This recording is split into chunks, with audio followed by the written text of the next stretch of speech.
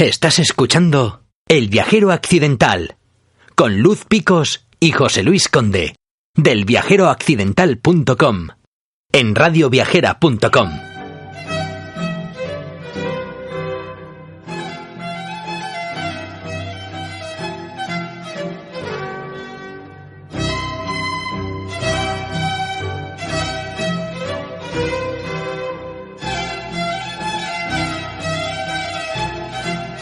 Llega el momento de Turistas con Puñetas y aquí tenemos a José Juan Picos una semana más que va a seguir a juego con la línea del episodio de hoy. ¿No es así, José Juan?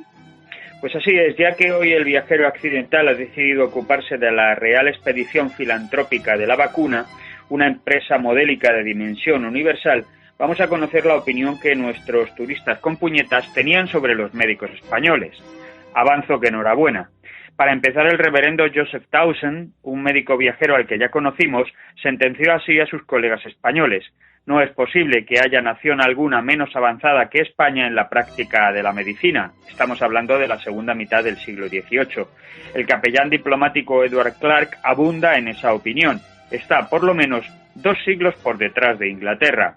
Nuestro turista no podía creer que los médicos españoles aún sangrasen a los enfermos, a pesar de que el padre Feijóo, ilustre antecedente ilustrado, hubiera ridiculizado ya tan extendido e inútil remedio.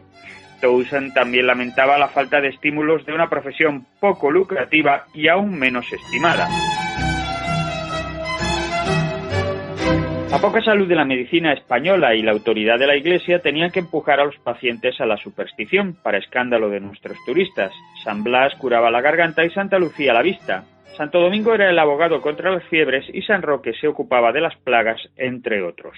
Townsend sentenció que España es donde la superstición ha alcanzado su trono y se escandalizó en la Catedral de Oviedo cuando, a la vista del Santo Sudario, 10.000 campesinos, la mayoría con cestos de panes, los alzaron en la firme creencia de que al ser expuestos al lienzo santo se curarían o se aliviarían de todas las enfermedades que contrayeran.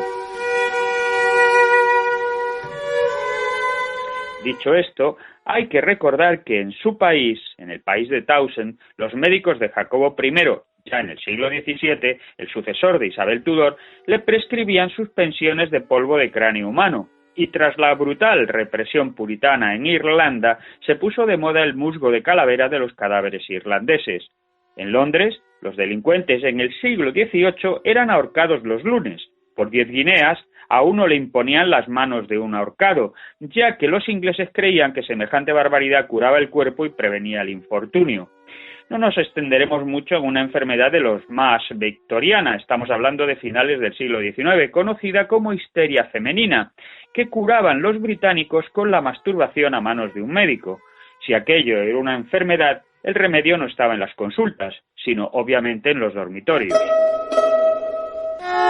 A finales de 2017, las autoridades británicas avisaron de nuevos brotes de sarampión, solo meses después de que la Organización Mundial de la Salud anunciara que la enfermedad se había erradicado en las Islas Británicas, una nueva forma de superstición creada por el fraude de un médico inglés que no merece tal nombre. Andrew Wakefield ha conducido la chifladura del movimiento antivacuna, respaldado por celebridades anglosajonas como Jim Carrey y Oprah Winfrey.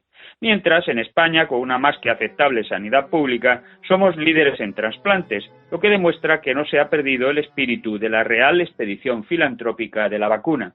Un motivo de orgullo, una expedición en la que iba la que ha sido considerada por la Organización Mundial de la Salud la primera enfermera de la historia en misión internacional, y a la que hemos dedicado hoy parte del episodio. Quisiera recordar algo antes de terminar, y es que cuando Jenner, el británico que consiguió la vacuna de la viruela, tuvo éxito, no la comercializó, digámoslo en términos actuales, sino que tuvo que ser justamente Balmes el que la aplicara en una campaña universal, y luego, tomando ejemplo de España, fue Napoleón el que vacunó a sus soldados, a los soldados que invadieron Europa. Es decir, que los británicos pudieron descubrir la vacuna contra la viruela, pero fue en España desde donde se propagó. Pues bien puntualizado queda.